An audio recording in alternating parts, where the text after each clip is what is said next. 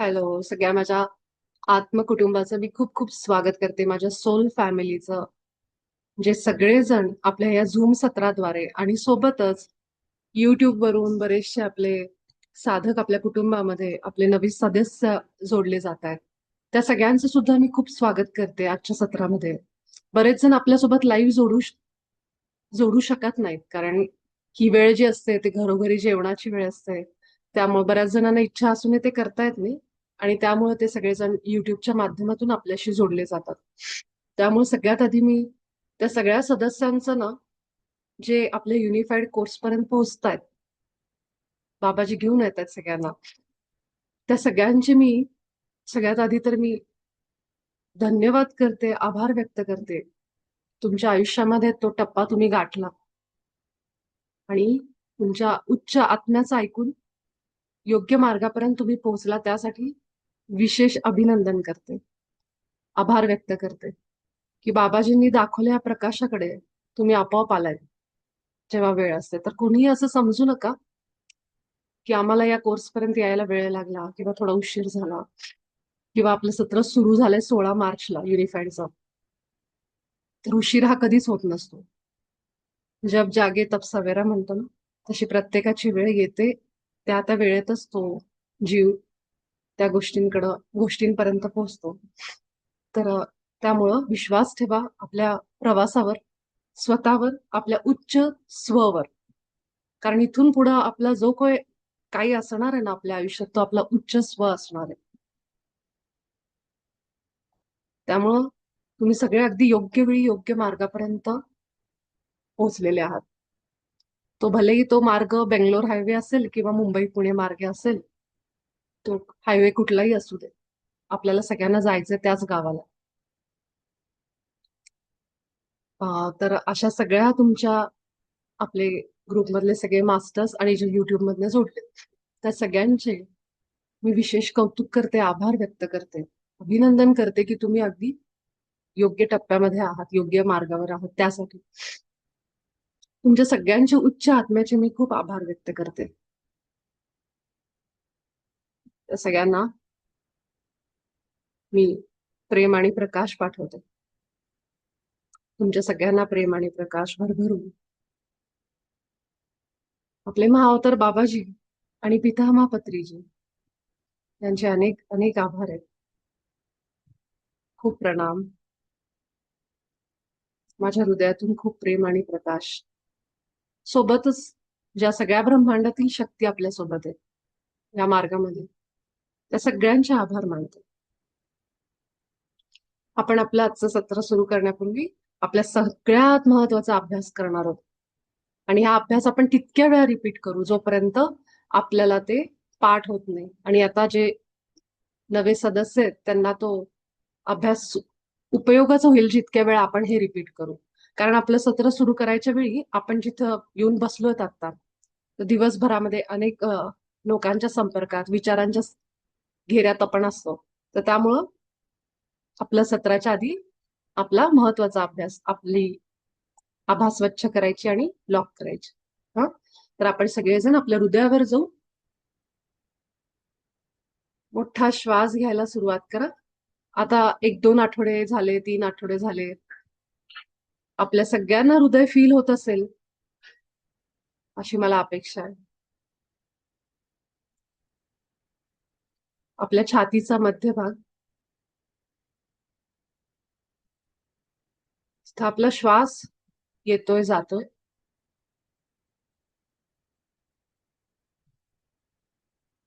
जेव्हा केव्हा तुम्ही या सत्राशी जोडले जाल पुढे सुद्धा, तर सगळ्यांनी हा अभ्यास करा. आता छातीच्या मध्यभागी या. ज्यांना छाती जाणवत नाहीये त्यांनी आपले हात ठेवा आणि त्या भागाला, छातीच्या मध्यभागाला, आपल्या हृदय चक्राला स्पर्श करा. थोडंसं टॅपिंग पण तुम्ही या पद्धतीने करू शकता.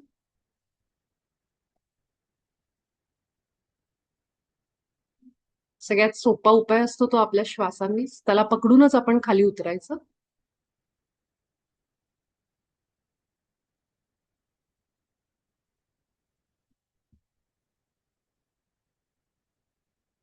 थोडस श्वासांनी आपल्या आत जा.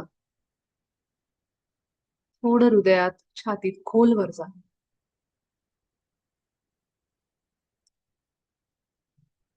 ही शांतता फील करा.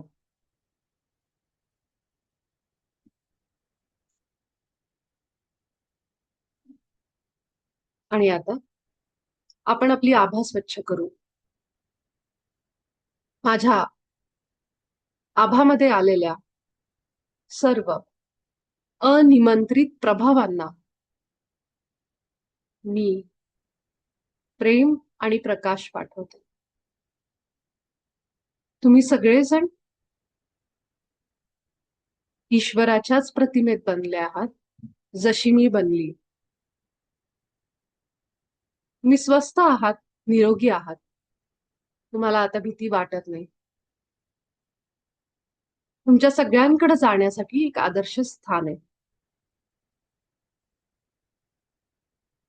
तुम्ही सगळेजण शांतपणे तुमच्या त्या स्थानावर निघून जा.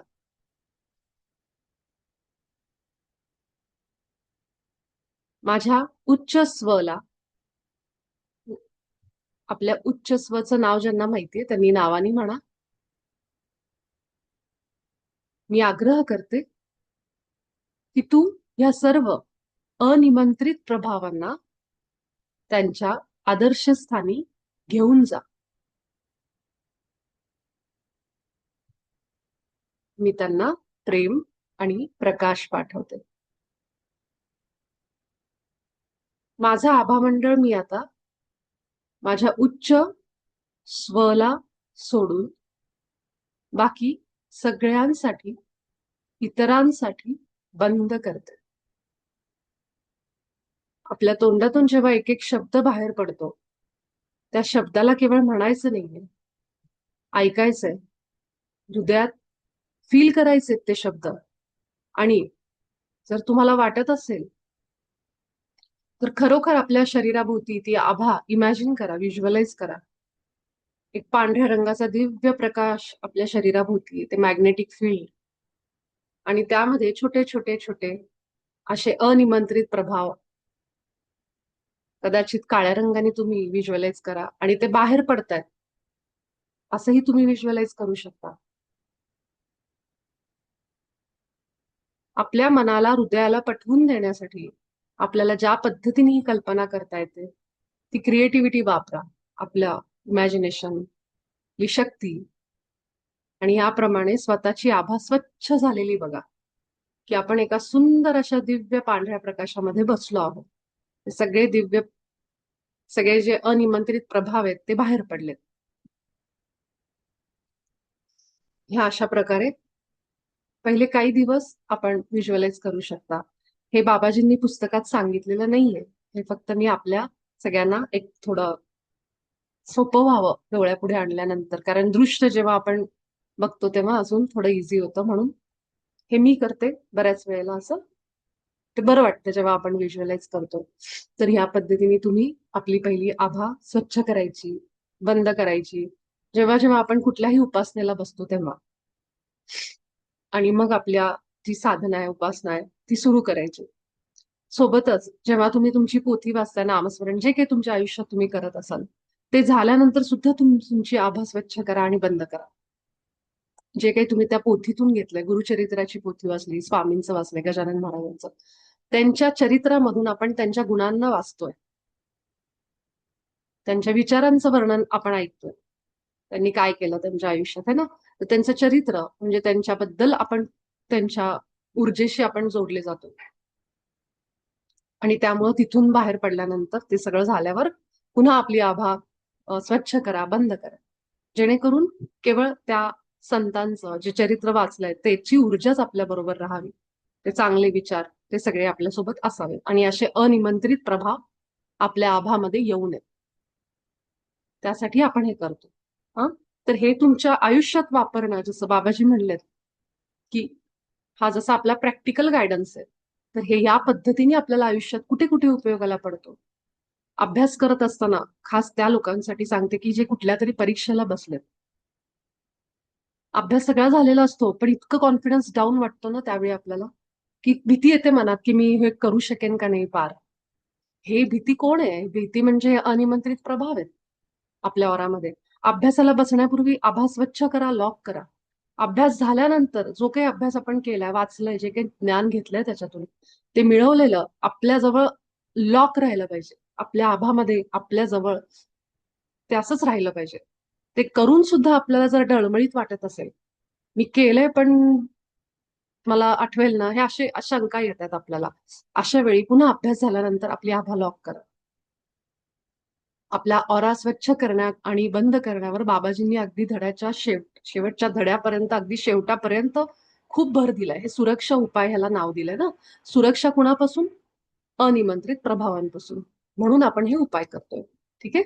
तर एवढं लक्षात ठेवायचं की हे सुरक्षा उपाय हा एक, आणि दुसरा म्हणजे संकेत मागणं. हे आपण कंटिन्यू शेवटपर्यंत करायचे. जर तुम्हाला तुमच्यापैकी कुणाला संकेत मिळाले असतील तर तुम्ही मला सांगा, किंवा ग्रुपमध्ये सुद्धा शेअर करा. ह्या पद्धतीचे संकेत आम्हाला आलेले आहेत. आणि नसतील मिळाले तर बर्डन न घेता पुन्हा पुन्हा अभ्यास करा. अभ्यासानेच आपण हुशार होत जाणार त्याच्यामध्ये. हुशारच म्हणेन मी याला, कारण हेच आहे ना, आपण जे शाळेतच मार्क्स वगैरे मिळवतो त्याच्यासाठी आपण करतो. आता स्वतःच्या आयुष्याच्या परीक्षा परीक्षा म्हणजे स्वतःच्या आयुष्यासाठी हा अभ्यास सुरू ठेवा, की आपल्याला आपल्या आयुष्यामध्ये ते घडवायचंय.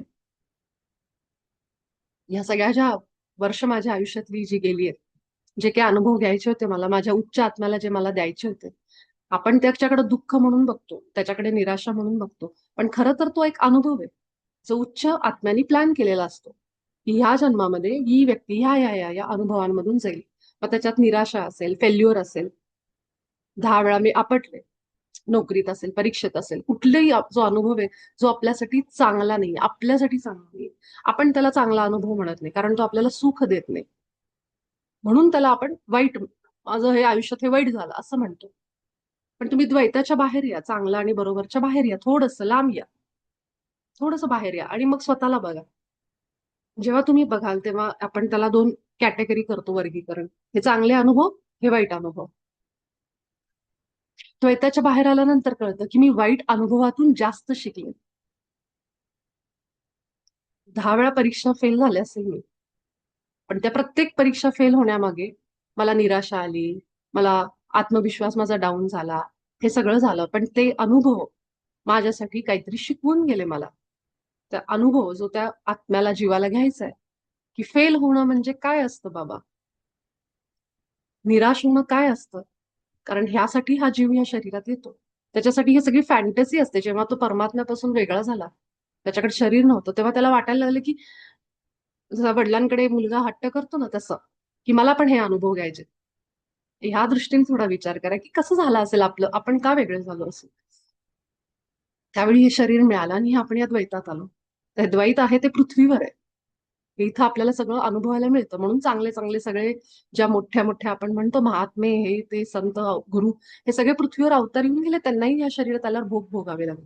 भोग म्हणतो आपण त्याला, पण खरं तर ते अनुभव आहेत. आणि नेहमी ते त्या अनुभवाच्या स्तरावरच होते. त्यांना कधी त्याचं दुःख नाही वाटलं. सहजपणे त्याच्यातनं पार व्हायचे. एवढ्या गाथा बुडवल्या तुकाराम महाराजांच्या.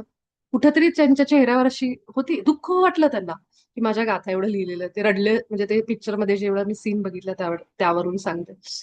ते वाटलं असेल त्यांना, साहजिक आहे. पण कुठेही कंप्लेंट नव्हती, तक्रार नव्हती, की हे पांडुरंगा असं कसं झालं माझ्यासोबत, है ना. म्हणजे इतका तो भाव, सरेंडर होता. हे समर्पण.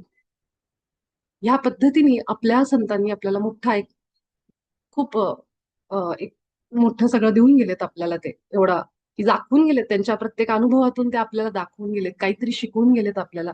आपण त्याच्याकडे कसं बघतो ते माहित नाही आपल्याला. काही जण म्हणतात काय बाई, रामाचं असं झालं, रामाला वनवास झाला, काय तुकाराम महाराजांच्या. पण ज्याचा त्याचा तो एक दृष्टिकोन आहे. आपल्याला त्यांच्या आयुष्यात घडलेल्या घटना आपल्याला हे शिकवतात, गुण शिकवतात, त्यांचे विचार शिकवतात. एवढ्या संकटातही ते कुठेही डळमळलेले, त्यांना माहित आहे भगवंत आहे. गाथा लिहिल्यात त्या भगवंताच्याच प्रेरणेने. मग त्या बुडल्या तरी त्याचं दुःख कशाला मानायचं. ह्या पद्धतीने त्यांचे विचार होते. हे आपल्याला शिकायचंय. हे आहेत ईश्वरी विचार, ईश्वरी गुण, जे बाबाजी आपल्याला सांगतात की आपल्याला ते आपल्या प्रतिमे. एक बोलू का यावर दीदीला? हा बोल ना मीना, बोल ना. आम्ही व्हिडिओ ऑफ ठेवलाय, घरी पाहुणे आहेत, पण मी सांगते. आपले श्रीपाद स्वामी आहेत ना, श्रीपाद श्री वल्लभ, त्यांनी जेव्हा कृष्णा नदीमध्ये अवतार संपवला ना, त्याच्यानंतर 3 दिवस ते म्हणाले शंकर भट्टांना, मी कुरोपुरात आहे आणि तुला मी 3 दिवस अनुभूती देत राहीन. तर ते ते ते 24 तास त्यांना काहीतरी अनुभूती देत राहिले. शंकर भट्टांनी सगळं लिहून ठेवलं. तिसऱ्या काही चौथ्या दिवशी ना, हिमालयातून योगी आले, ते पुस्तक घेऊन गेले. ते काय आहे कोणालाच माहिती नाहीये अजूनपर्यंत. आणि शंकर भट्टांनी देताना पण इतक्या निरपेक्ष वृत्तीने दिलं की बाबा तुमचंच आहे, तुम्ही घेऊन चालले. 53व्या अध्यायामध्ये हे स्पष्ट केलंय. आणि जो पण हा अध्याय 53 वेळा वाचेल ना, तर श्रीपाद शिवल्लभांचं त्यांना असं वरदान आहे त्या भक्ताला की तुम्ही जे मागाल ते मिळेल. फक्त ह्या धड्याचं 53 वेळा पारायण करा. तर शंकर भट्टांची निरपेक्ष वृत्ती दिसते की एवढं त्यांनी ते अनुभूती सहज देऊन टाकली. काही प्रश्न सुद्धा नाही विचारले योगींना की मला आलेले अनुभव आहेत, मी का तुम्हाला देऊ वगैरे, तुम्ही कोण आहात, कुठून आलात तेही विचारलेलं नाहीये. हे मला शेअर करावं वाटलं तुझं आता ऐकून. थँक्यू. हे खूप मोठं शेअरिंग माझ्यासाठी लर्निंग मध्ये अजून एक भर पडली की तुझ्या सांगण्यामुळे. हेच आहे ना की आपण बाबाजींनी युनिफाईड मध्ये काय सांगितलंय, कुणी कुणाला शिकवत नाहीये. आपण चर्चा करतोय आपल्या आलेल्या अनुभवांची.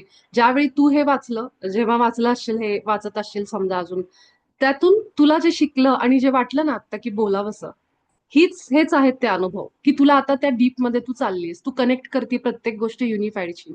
बाबाजींच्या शिकवण्याशी आपण सगळेजण त्या गोष्टी कनेक्ट करायला लागले, डॉट्स सगळे. करेक्ट. इतके दिवस आपण फक्त एक चरित्र वाचायचं, फक्त गुरूंची पोथी वाचायची, आज झालं गुरुवार आहे चला टिक, गुरुचरित्र झालं.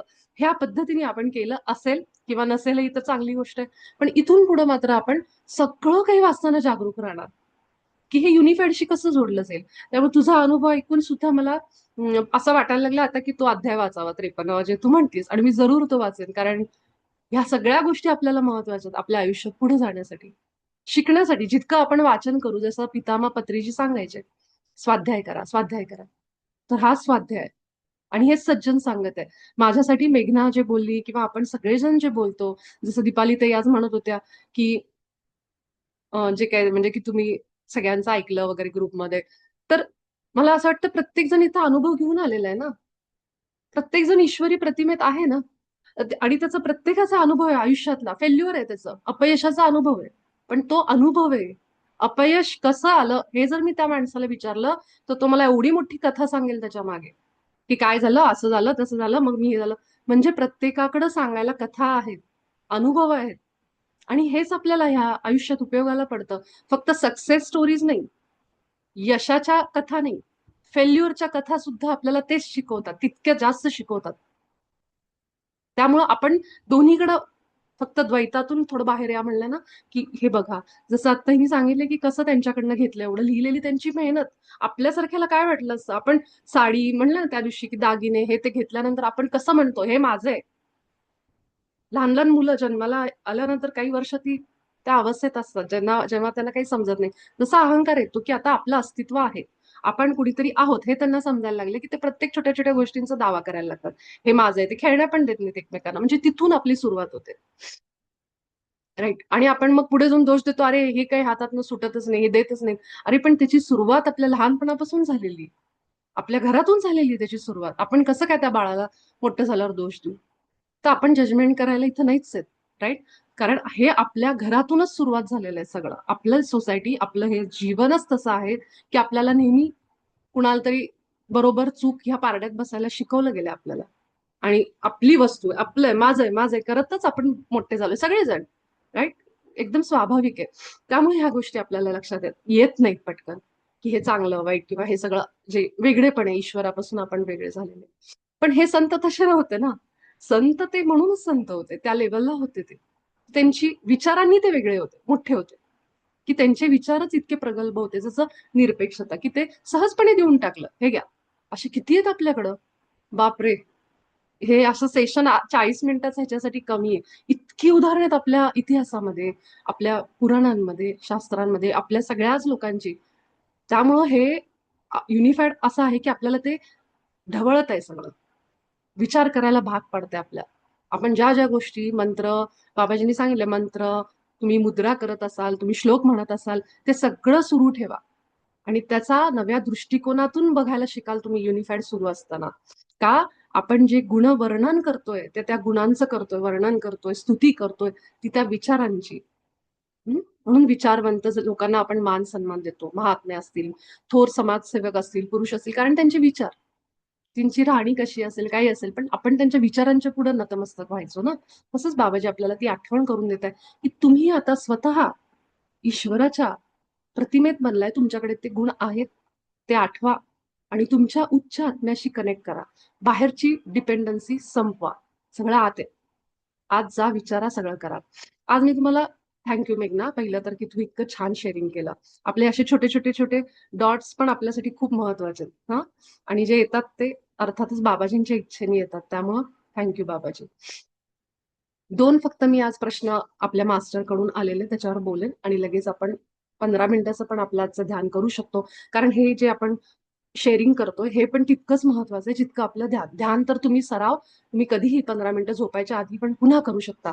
पण हे जे आलेलं आहे, ज्या अर्थी हे बाबाजींनी आपल्यापर्यंत पोहोचवलंय, त्या अर्थी मला ह्याच्यावर बोलणं फार गरजेचं आहे. तर हे खरं तर 40 मिनिटांमध्ये मी फार लिमिटेड सेशन ठेवलंय. बाकी सगळ्या चॅनलवर हे 2-2, 3-3 तासापर्यंत सेशन होतात आपले. पण आपल्याला काही लिमिटेशन्स आहेत, म्हणून आपण हे थोडक्यात करतो. पण ह्याचा अर्थ असा नाही की आपण आठवडाभर पुढे पुन्हा बोलणारच आहोत याच्यावर. तर हळूहळू आपण हे पुढे घेत जाऊ.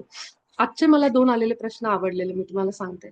एक तर मला रुचानी विचारलं की तू संतांचं, देवाचं ह्याच्यामध्ये जो रेफरन्स देते तो युनिफाईड मध्ये असा कुठेही देवाधर्माचा काही असा उल्लेख नाहीये, है ना. तर तिचं उत्तर तर मी तिला दिलंय, पण तुमच्या सगळ्यांसाठी पुन्हा एकदा त्याचा उलगडा करते. आपण आत्मस्तरावर जेव्हा येतो तेव्हा धर्म, जात, लिंग ह्या सगळ्याच्या पलीकडे जातो. त्यामुळे आपण येतो त्या आत्म्याच्या आपल्या प्रवासावर. हे तर सगळ्यांना माहितीये, जे लोक ध्यानात आहेत त्यांना सगळ्यांना माहित असेल, है ना. पण युनिफाईड मध्ये खास करून ज्या व्यक्तींनी हे पुस्तक चॅनल केलं, रॉजर लॅनफेर सरांनी, बाबाजींकडून 10 वर्ष लागली या पुस्तकाला. ते स्वतः वेगळ्या धर्माचे होते. हा, तसं जर आपण धर्माच्या भाषेत बोलायला गेलं तर, पण त्यांनी त्याच्यामध्ये एक वाक्य क्लिअरली मेन्शन केलंय की युनिफाईडला कुठल्याही धर्माच्या खाली टॅग करू नका. आणि हेच कारण असावं की बाबाजींनी ह्याच्यामध्ये कुठेही तुम्हाला आढळणार नाही कुठल्याही देवाचा, संताचा, गुरूंचा कुठलाही उल्लेख नाहीये. जिथं कुठे उल्लेख आला की त्या धर्माची लोक सांगायला म्हणजे क्लेम करू शकतात हे आमच्या धर्माशी जोडलेलं आहे ना. मग इतर जी लोक आहेत कदाचित ती पुढे सरसावणार नाहीत हा कोर्स करायला, असं पण त्याचं आहे. म्हणून क्लिअरली मेन्शन केलेलं युनिफाईड मध्ये की हे जे आहे हे कुठल्याही धर्माशी बांधील नाहीये, ह्याला कुणीही धर्माशी जोडू नये.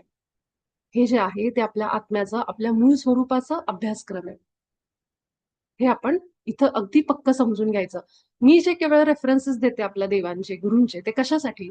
कारण इथं जी मोस्ट ऑफ द लोक आहेत ती सगळी आपल्या जन्मापासून ह्याच धर्माच्या ह्याच्यामध्ये आहेत, शिक्षणामध्ये आहेत.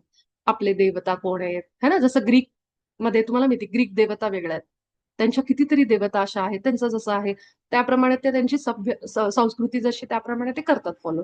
आपल्याला जे शिकवलं गेलंय ते आपले आपले गुरु आहेत, प्रत्येकाचे गुरु आहेत. आपण मानतो स्वामी असतील, गजानन महाराज असतील, आपली देवता आहे. त्यामुळे मी रेफरन्स देते जेणेकरून आपल्याला ते रिलेट होतं पटकन, है ना. पण ह्याचा अर्थ असा नाही की हा युनिफाईड अभ्यासक्रम कुठल्याही धर्माशी जोडलेला आहे. कुठल्याही इतर धार्मिकही हा कोर्स करू शकतो. तर पहिलं वाक्य आपण हे लक्षात घेऊ. ते मी सांगते केवळ आपल्या सगळ्यांना ते पटकन समजावं म्हणून आपण आपल्या संतांची, गुरूंची ह्याच्यामध्ये उदाहरणं देतो. एवढाच त्याचा हेतू आहे. तर तिचा हा प्रश्न मला अतिशय आवडला.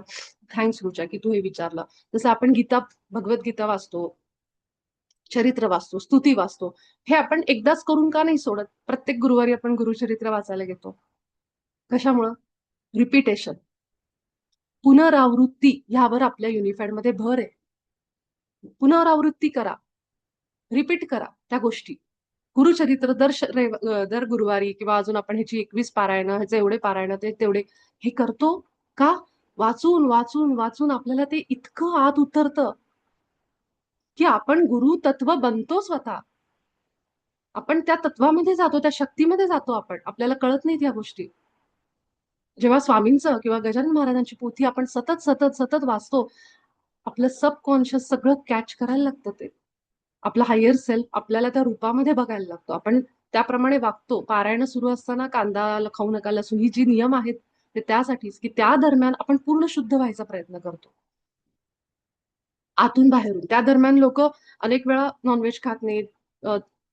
बरेचशी लोक, जरी त्यांचा प्रोफेशन व्यवसाय तसा असेल, खोटं बोलण्याचा धंदा, म्हणजे खोटं बोलावं लागतंय, पण त्या दरम्यान ते कटाक्षाने टाळतात, सत्य बोलण्याचा प्रयत्न करतात, का तर पारायण चालू आहे असं तसं. काही काही जणांचा व्यवसाय असतो तसं, काय करणार. मग अशा वेळी त्यांना हे सगळं ते फॉलो करतात या गोष्टी जास्तीत जास्त. हं तर हे आहे की पुनरावृत्ती करणं प्रत्येक गोष्टीची. मग इथं तर आपण साक्षात स्वतःच्या स्वरूपाला ओळखण्यासाठी पुनरावृत्ती करतोय. अशी विधानं आत टाकतोय जी बाबाजींनी सांगितली की पुनरावृत्ती करा, रिपीट करा. मी ईश्वराच्या प्रतिमेत बनली, माझा आभा मी सारखी स्वच्छ करायची कामं, की आपण अवेअरनेस मध्ये येतो त्या, की माझे विचार असे आहेत म्हणून मला डाऊन वाटतंय, निराश वाटतंय अचानकच. ह्या गोष्टी आपण आपल्या आयुष्यात बदलायला लागलोय आणि त्याच्यासाठी आपला उच्च स्व सतत जागरूक असतो, तो आपल्याला सतत साईन देत असतो. म्हणून आपण ते वारंवार करतो. धर्माशी याला बांधू नका, हा कुठल्याही धर्माचा, विशिष्ट धर्माचा कोर्स अभ्यासक्रम नाहीये. हं त्यानंतर बघा, अजून एक असा पॉइंट आहे की ज्याच्याने आपली चित्त शुद्धी म्हणतो आपण, ह्या प्रकारे हा कोर्स पण आपल्या चित्ताची शुद्धी करायला आपल्याला मदत करेल. जसं पितामह म्हणायचे, ध्यानासोबत तुम्ही ज्ञान घ्या, स्वाध्याय घ्या. एक प्रकारचा हा आपला स्वाध्याय आहे, सज्जन सांगत्य पण आहे, कारण तुम्ही सगळेजण अनुभव घेऊन आलेला आहात. अनेक पारायणं केलेली तुम्ही सगळ्यांनी, अनेक तुम्ही पोथ्या वाचता, तुम्ही काय काय ऐकता. तसं बघायला गेलं तर इथं आपलं काय काय होतं, स्वाध्याय पण होतो, सज्जन सांगत्य होतं, ध्यान पण होतं. हे सगळं आपल्या ह्याच्यामध्ये होऊन चाललंय व्यवस्थित. त्यामुळे हे सगळ्या गोष्टी आपल्याला महत्वाच्या. आपण नेहमी म्हणायचो ना की माझ्या आयुष्यामध्ये ना परिस्थिती बदलत नाहीये, आहे तसेच आहोत आपण. तुम्ही सगळेजण ध्यानापासून, आपण कधीपासून ध्यान करतोय, आनापानासती, तेवढ्या तुमच्या आयुष्यातल्या आव्हानांमध्ये पण तुम्ही सगळे टिकून राहिला, ज्यामुळं तुम्ही सगळेजण युनिफाईड पर्यंत पोहोचलात. तुम्हीच मला ओढून आणले तिथं, असं मी म्हणेन.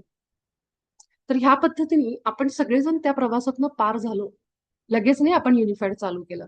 युनिफाईड चालू करायच्या आधी आपण ध्यान केलं, आपण किती शेअरिंग करायचो हे सगळ्या गोष्टी, है ना. मग आपण युनिफाईड पर्यंत आलोय. म्हणजे जे आपला जो पहिला प्रवास आहे ना, फाउंडेशन, ते सगळं झालेलं आहे ऑलरेडी. म्हणून आपण इथपर्यंत आलेलो आहोत. आणि आता इथून पुढं आपण आपल्या उच्च स्वशी जोडणार, म्हणजे आपली सगळी जबाबदारी आपण घेणार आता. आपल्या प्रत्येक आयुष्यातल्या निर्णयाची जबाबदारी, आपल्या प्रत्येक आयुष्यातल्या दुःख आणि सुखाची जबाबदारी आता आपण घेणार. आपण कुणालाही आता दोष नाही देणार आणि कुणाला विचारणार नाही. सगळं येईल ते आपल्या आतून गायडन्स येणार. मी युनिफाईड नंतर हे आयुष्य जगले, म्हणून मी तुम्हाला हे सांगू शकते. जर मी युनिफाईड सोडल्यानंतर मी ह्याच्यात राहिले नसते ना, तर मला बोलायचा अधिकारच नव्हता तुम्हाला येऊन सगळं. हे शेअरिंग करायचा अधिकार नव्हता, कारण मी युनिफाईड जगलेच नाही. पण कुठेतरी माझ्या उच्च आत्म्याच्या स्टेशनवर जे मला ऐकू येते ते मी ऐकत राहिले, करत राहिले, त्या मार्गावर राहिले. तुम्ही सगळे त्याचे साक्षीदार आहेत. आपण ध्यानामध्ये कसे एकत्र होतो, कधीही मी त्या विचार नाही केला की पुढे काय होणार आहे. पण तो मार्ग कायम माझ्या हृदयात होता. माझा हायर सेल्फ मला काय सांगतोय, स्वप्नांद्वारे अनेक मार्गदर्शन मिळाली, ध्यानामध्ये दृश्य, हे ते सगळं, ह्या सगळ्या गोष्टीतून जे काय अनुभव आले ते आले. पण कधीही तो मी आवाज ऐकायचं सोडलं नाही, म्हणून आपण इथपर्यंत पोहोचलो. तसंच आपण पुढे ठेवायचं आता युनिफाईडच्या नंतर. तर हा जर्नी करत करत आपण मी होते त्यामध्ये, म्हणून मी आज तुमच्याबरोबर हे शेअर करू शकते, है ना. तर त्यामुळं युनिफाईड चालू असताना हे सगळे सराव 2-3 दिवस चुकले हरकत नाही, पण ते करत राहायचे आपल्या हृदयावर जाऊन, सोडायचं नाही त्याला. कारण सुरुवातीचा काही काळच असतो जो धरून तुम्ही ठेवला की नंतर मला तुम्हाला सांगायची गरज नाही, ते तुम्ही आपोआप कराल.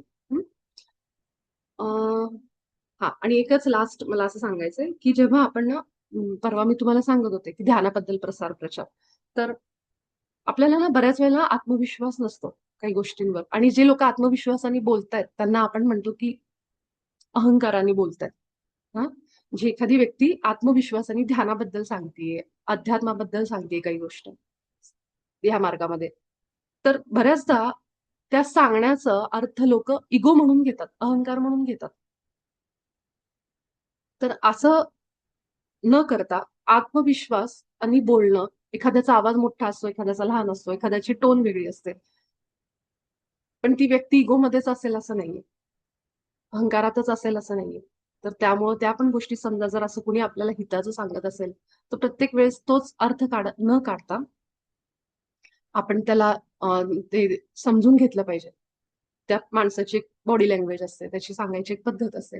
जे असतात ना टफ मास्टर असायचे आपल्या एखाद्या शाळेतल्या बाई अशा कडक असायच्या एकदम. याचा अर्थ असा नाही की त्या मुळातच वाईट स्वभावानी आहेत. त्यांचा तो टोन आहे, त्यांची ती शिकवायची पद्धत आहे. हा पण ते आतून सौम्य असू शकतात, प्रेमळ असू शकतात.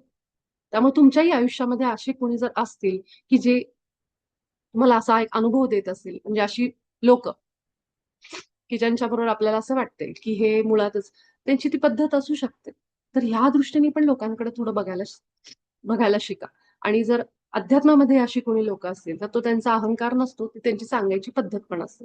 तर अशाच म्हणजे स्वतःचं म्हणतो ना की केवळ ह्या गोष्टींमुळे स्वतःचं नुकसान करून घेऊ नका. असं जर तुमच्या आयुष्यात कोणी मेंटॉर असेल, कोणी असेल, तर त्यांच्याकडे त्या दृष्टीने पण थोडं बघा. हे मला आज अशा प्रकारे मला आज संदेश आलेले आहेत, जे मी तुमच्याबरोबर शेअर केले. या व्यतिरिक्त हा अभ्यास सुरू असताना आपल्या मनामध्ये काय काय वैश्विक सत्य येतंय हे तुम्ही लिहित असाल. काल पण केलं असेल किंवा आज पण. जसं मी आज सांगितलं की एक गाणं सुद्धा चॅनल होऊ शकतं तुम्हाला. कधीतरी अचानक न ऐकलेलं गाणं, पण ते गाणं जे तुमच्या तोंडामध्ये येईल, ते गाणं तुमच्या ह्या परिस्थितीवर लागू होईल. हा माझा आणि अनेकांचा अनुभव आहे की गाणं सुद्धा येतं. अशी कुठली गोष्ट जसं श्रीदादांनी टाकलं होतं तशा पद्धतीने त्या गोष्टी तुमच्या समोर येतील. तर लक्ष ठेवा, जागृत राहा विचारांबाबत की काय काय माझ्या मनात अचानकच येतात ह्या गोष्टी. ठीक आहे. तर आपल्याकडं आत्ता आहेत 8 मिनिटं. 8 मिनिटाचं आपण ध्यान करू. तुमचे जे काही शेअरिंग असतील, आज ऐकलं, काल ऐकलं त्याच्याबद्दल, तर ते लिहून ठेवा. एकही पॉइंट मिस करायचं नाही. आपण एक सेशन घेणार आहे ज्यामध्ये तुम्ही सगळे शेअर करा तुमच्या गोष्टी. हा तर चला आज आपण एक थोडंसं ध्यान घेऊ. आज आपण केवळ वैश्विक सत्य मागू. जितका वेळ आपल्याकडे आहे तेवढा वेळ. पण डोळे मिटू. आपल्या सगळ्यांची आभा स्वच्छ आणि लॉक आहे ऑलरेडी. तरीही तुम्हाला थोडंसं वाटत असेल तर पुन्हा एकदा तुमची आभा स्वच्छ आणि लॉक करा. प्रत्येक श्वासाने आपल्या हृदयात या. हा अभ्यास प्रत्येकाने आपापल्या शांत वेळेमध्ये करायचा आहे.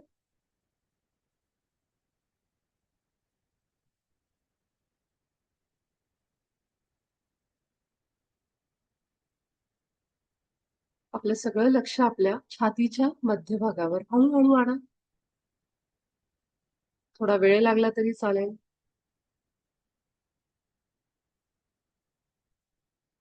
पण आपले श्वास आपल्या छातीच्या मध्यभागावर उतरतायत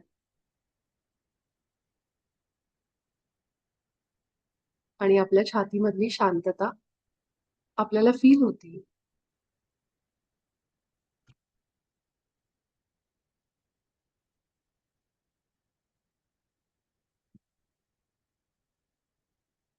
केवळ आपल्या छातीवरची स्पंदनं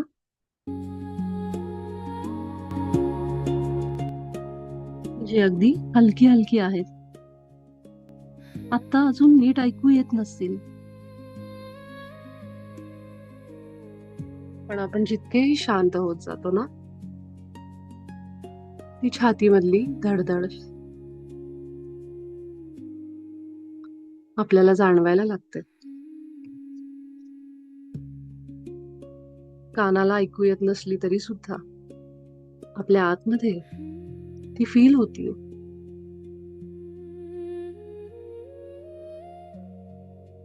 जसं आपल्या शरीराच्या आतमध्ये वाहणारा हा प्राणवायू तो आपल्याला फील होतोय. शरीराच्या आतमध्ये असणाऱ्या रक्तवाहिन्या ज्या अगदी मस्तकापासून पायाच्या बोटांपर्यंत रक्त वाहून नेण्याचं काम करतायत. त्यांचं तितकं सौम्य अस्तित्व आपल्याला फील होत नाही, जाणवत नाही, पण त्यांचं काम प्रत्येक क्षणाला सुरू आहे. हे एक सत्य आहे, वैश्विक सत्य, जे तुमच्या माझ्या सगळ्यांच्या आतमध्ये. मग आपण कुठल्याही देशात असू, प्रदेशात असू, कुठल्याही वेळी आपल्या सगळ्यांचं शरीर आपली क्रिया पार पाडतंय. अशाच एका वैश्विक सत्याबद्दल आपण आपल्या हायर सेल्फला आज विचारणार आहे. सगळ्यात आधी तर अगदी सहजतेने आपण आपल्या मित्राशी, आई वडिलांशी, जवळच्या व्यक्तीशी जो आपल्यावर खूप प्रेम करतो, आपल्या ज्याच्यावर प्रेम आहे, त्या व्यक्तीशी कसे बोलतो सहजपणे, अगदी तसं आपल्या त्या स्वरूपाशी बोला जो तुमच्या आत आहे, हृदयात धडधडतोय, प्रत्येक क्षणाला सोबत आहे. इतकं साधं आहे.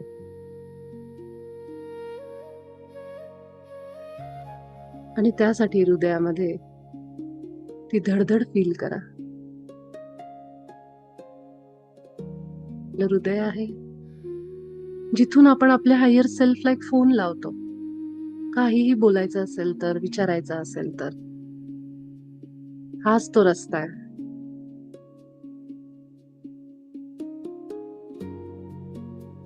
हृदयात या आणि म्हणा पूर्ण प्रेमाने, हक्काने, आपल्या स्वरूपाने. आपल्या स्वरूपाला आपण बोलतोय ह्या पद्धतीने सहजतेने बोला. हे माझा उच्च स्व, तुझ्या या प्रेमळ मार्गदर्शनासाठी, ज्ञानासाठी, मदतीसाठी मी तुझे अनेक आभार मानते.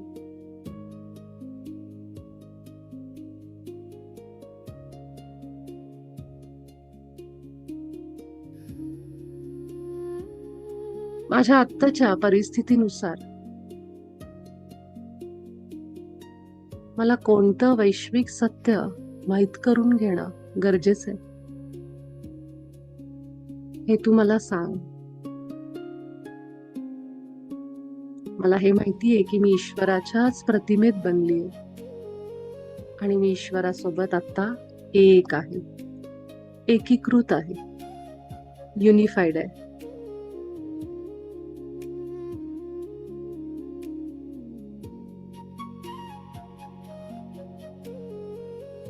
असं वैश्विक सत्य तू मला सांग ज्याची मला आता गरज आहे. आता केवळ आपल्या हृदयावर, श्वासांवर लक्ष देऊन राहा आणि जो कुठला विचार येईल तो ऐका. जागरूक राहा.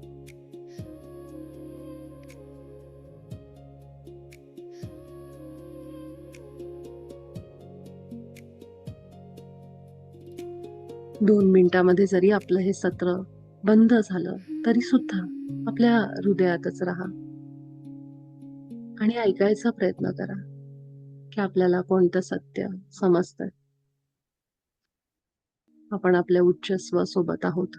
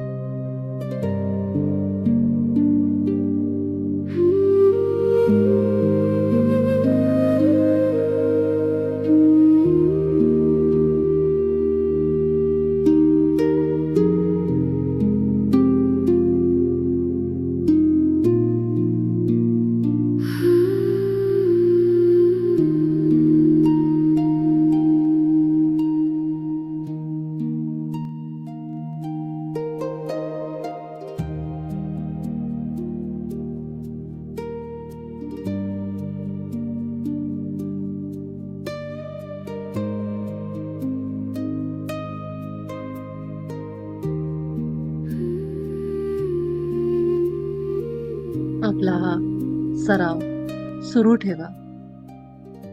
आपण सगळे भेटू उद्याच्या सत्रात. खूप प्रेम आणि प्रकाश. आपला अभ्यास सुरू ठेवा. प्रेम आणि प्रकाश पाठवा संपूर्ण सृष्टीला.